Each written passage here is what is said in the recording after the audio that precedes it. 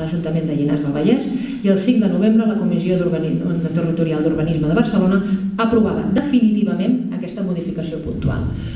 Per l'experiència que tinc com a regidora de l'oposició, que es van tramitant modificacions puntuals a l'Ajuntament de Llinars, doncs normalment, com a mínim, es triga un any i mig, i si no, 2 anys. Doncs aquí, quants mesos han estat? Del juny a novembre, que eren 5 mesos escassos, no? Sí, no? Doncs això, és un escàndol. És a dir, que aquí, a veure, diguem que hi ha molt interès perquè aquest tipus d'equipament es faci. I després, el que també és un escàndol, però clar, llavors és un escàndol petit a nivell local, és que hi ha hagut actuacions antidemocràtiques per part de l'equip de govern de Llinars, com per exemple tancar el servei de registre el darrer dia que es podien presentar al·legacions per la modificació puntual.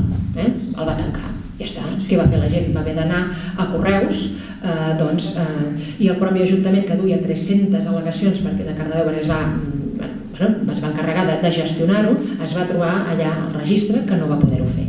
O sigui, a veure, va haver-hi ja fins i tot manca de respecte institucional entre un Ajuntament i un altre.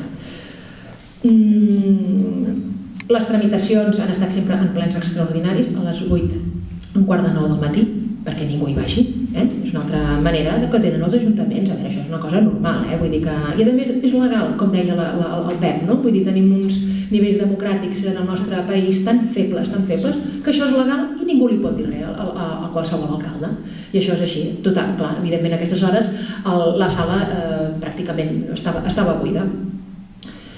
La convocatòria d'un ple extraordinari el 3 de setembre, il·legal, perquè incomplia la legislació ambiental vigent, a base de pressionar la plataforma, a base de pressionar l'Ajuntament de Cardedeu, perquè en tenim coneixement, i altres pressions polítiques, doncs aquest ple no es va dur a terme, però hagués incomplert la legalitat vigent.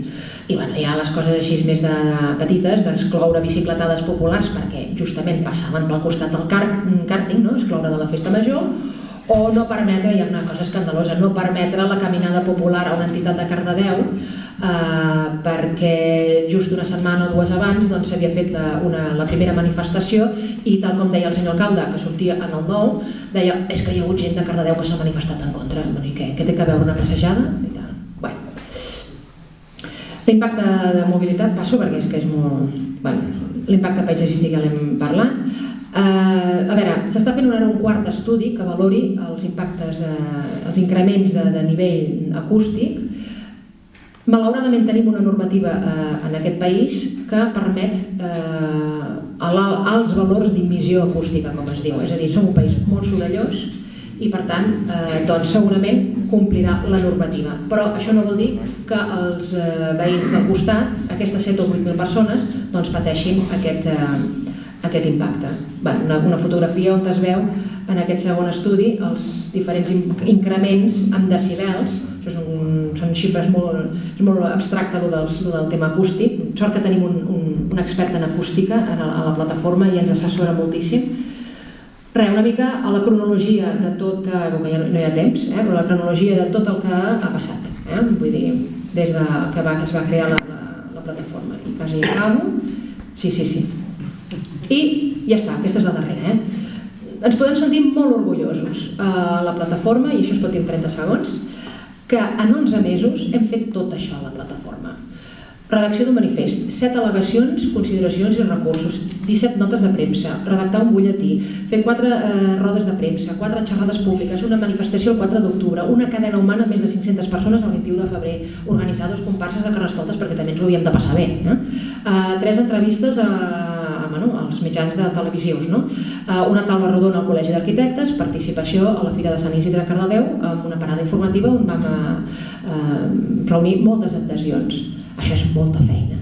I en absolut estem cansats, com va aparèixer un article al 9-9, que un periodista, no sé, deuria anar molt despistat, que diu que a la plataforma estem cansadíssims. No senyor, hem fet moltes coses i estem molt contents i molt satisfets de tota aquesta tasca. I és l'acció civil la que pot fer canviar la manera de fer política d'aquest país. I accions properes, i amb això acabo, ho estem debatent encara, però davant d'aquesta situació de crisi i de vulnerabilitat econòmica de moltes persones estem pensant en de lliurar una proposta al govern de la Generalitat on aquesta subvenció a fons perdut d'1.800.000 euros la dediquin a altres àmbits educatius, socials, etc. I després una bicicletada manifestació el mes de juny-juliol, que estareu tots convidats i ja us informarem de tot això, i la interposició d'un contenciós administratiu contra aquesta modificació. I seguirem, perquè hi haurà més coses. Molt bé, gràcies.